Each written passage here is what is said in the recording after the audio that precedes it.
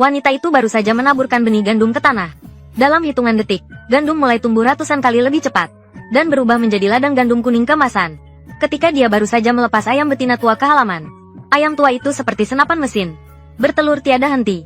Aduh, ini bukan sekadar bertelur. Ini menyemburkan telur. Bahkan ketika dia pergi ke sungai untuk memancing, ikan-ikan berbaris dengan sendirinya, melompat masuk ke keranjang ikannya. Ternyata, di luar sana sedang terjadi wabah belalang. Semua orang telah memasuki masa kelaparan.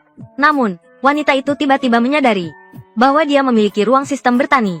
Di dalam ruang tersebut, kecepatan pertumbuhan tanaman dan hewan adalah ratusan kali lebih cepat daripada di luar. Dalam sekejap mata, dia bisa memanen makanan yang tak akan habis dimakan. Namun, setelah memiliki ruang ini, hal pertama yang dilakukan wanita itu adalah langsung mengusir ketiga putranya dari rumah. Ternyata, di kehidupan sebelumnya, wanita itu telah memberikan semua harta dan makanannya. Semua telah diberikan kepada 3 putra. Awalnya dia berpikir mereka akan merawatnya hingga akhir hayat. Siapa sangka saat wabah belalang datang, 3 putranya langsung berubah sikap dan tak mengakui dirinya. Setelah beberapa hari tidak makan, dia hanya berharap putra-putranya memberinya sedikit makanan.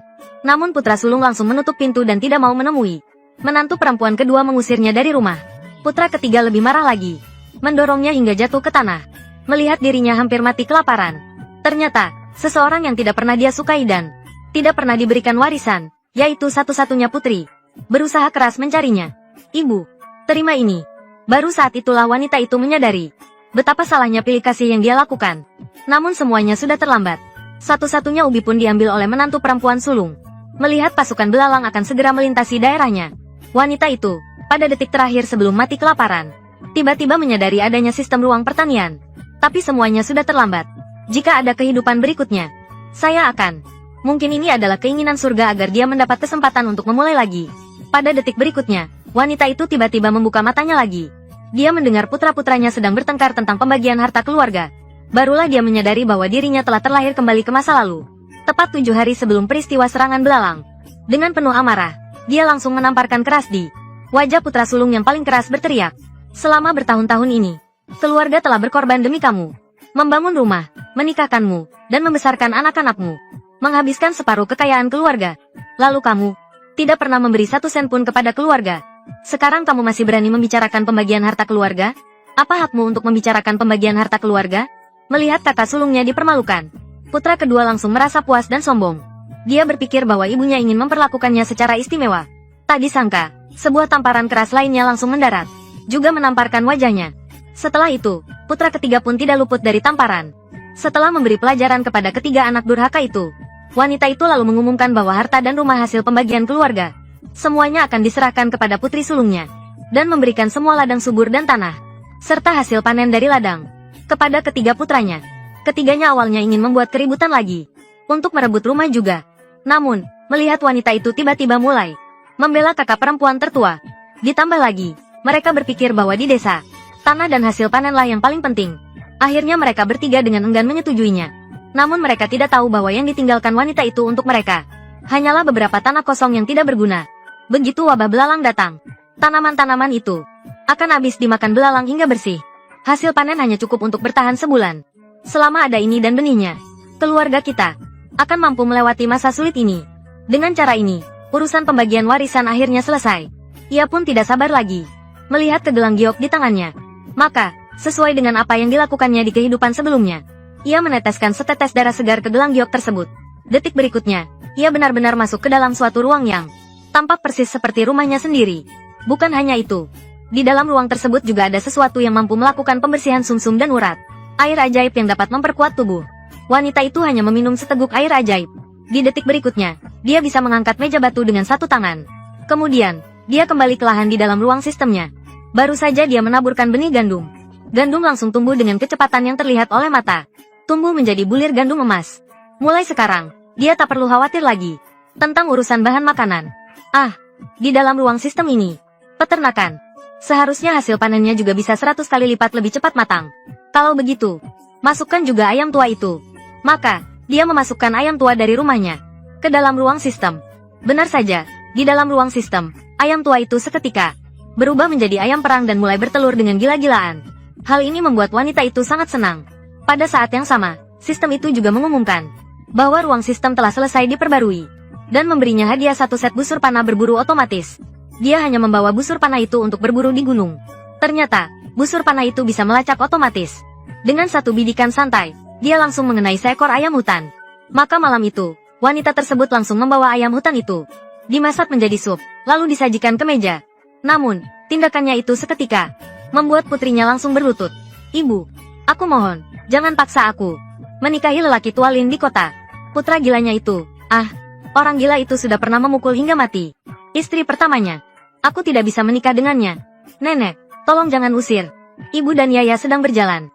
Yaya tidak akan makan lagi ke depannya. Setiap hari akan bekerja untukmu." Mengingat kehidupan sebelumnya, dirinya demi uang mas kawin memaksa putrinya untuk menikah.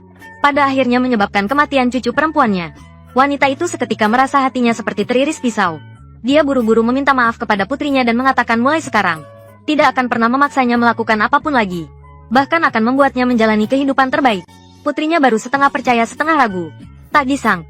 Dengan cepat, kabar itu menyebar. Beberapa putra baru saja ingin masuk dan mengambil bagian. Namun mereka dipukul keluar oleh wanita itu. Orang-orang yang tergiur tidak bisa menahan diri. Mereka pun segera pulang ke rumah dan mengambil ayam di rumah. Lalu menyembelihnya untuk dimakan. Tanpa mereka sadari, ayam itu adalah satu-satunya yang bisa mereka andalkan pada saat menghadapi wabah belalang. Namun, ayam itu sudah lebih dahulu mereka makan habis. Bahkan bisa menggoreng telur di atas batu.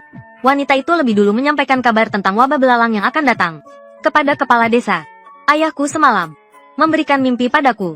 Katanya, 4 hari lagi akan datang kekeringan besar dan wabah belalang sudah akan tiba. Ini adalah hal yang terjadi sekali dalam 100 tahun. Nanti panasnya di atas batu pun bisa menggoreng telur. Belalang akan memenuhi langit dan bumi. Kepala desa, Anda harus segera memberitahu semua orang, menukar uang dengan bahan makanan, menyimpan lebih banyak air, tanaman hasil panen. Segera panen apa yang bisa dipanen." Namun kepala desa sama sekali tidak percaya. Wanita itu berkata bahwa ia mendapat mimpi petunjuk, karena desa mereka belum pernah mengalami serangan belalang. Melihat wanita itu berkali-kali menekankan hal ini, ia akhirnya setuju untuk menyampaikan hal ini kepada para penduduk desa secara santai. Tetapi terlepas dari apakah para penduduk desa percaya atau tidak, wanita itu sudah mulai mengumpulkan bahan makanan. Keranjang demi keranjang telur dari ruang penyimpanannya dipindahkan keluar. Suaminya dan putrinya melihat dengan tercengang. Kemudian, ia pergi ke tepi sungai. Tanpa umpan sekalipun, ia berhasil memancing seekor ikan spiritual 7 warna. "Selamat kepada tuan rumah. Anda telah berhasil menangkap ikan spiritual 7 warna. Hadiah, ikan mas matang sebanyak 50 ekor. Segera setelah itu, ikan mas dari sungai mulai satu persatu melompat ke dalam keranjang ikannya. Hal ini langsung membuat orang-orang yang sebelumnya tidak percaya terkejut hingga tak mampu berkata-kata. Dengan begitu, saat kedatangan serangan belalang pun tiba, wanita itu sudah menanam hasil panen berupa bahan makanan, sayuran, dan buah yang tak habis-habis. Bahkan daging juga disimpan penuh di beberapa gudang. Seluruh keluarga sedang makan semangka sambil menunggu datangnya wabah belalang. Di sisi lain, para penduduk desa masih menertawakan wanita itu, mengatakan bahwa omongannya tentang wabah belalang itu terlalu konyol. Namun, mereka perlahan-lahan menyadari bahwa dalam 2 hari terakhir ini, cuacanya memang panas dengan cara yang tidak biasa. Ketiga anak laki-laki yang egois saat ini baru menyalahkan istri mereka yang terlalu rakus karena telah menghabiskan semua persediaan makanan di rumah. Ketika para penduduk desa mulai merasa khawatir, kepala desa teringat pada ramalan wanita itu. "Jangan panik semuanya," Cui Lian bilang. "Saat bencana besar, telur bisa digoreng di atas batu. Aku suruh Taizu mengambil telur."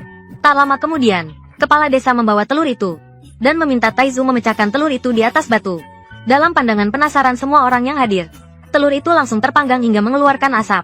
Dan dalam detik berikutnya, tiba-tiba digoreng menjadi dadar telur. Benar-benar matang.